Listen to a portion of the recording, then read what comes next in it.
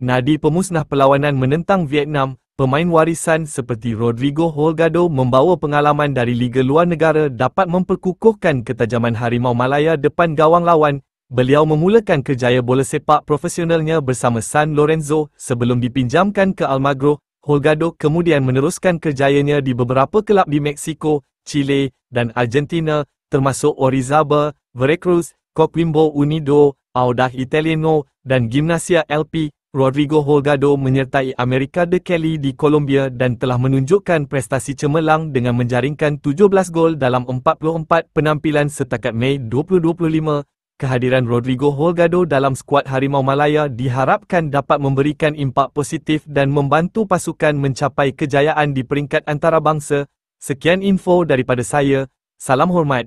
Jangan lupa menyaksikan perlawanan antara Malaysia vs Vietnam 2 hari bulan 6 ini.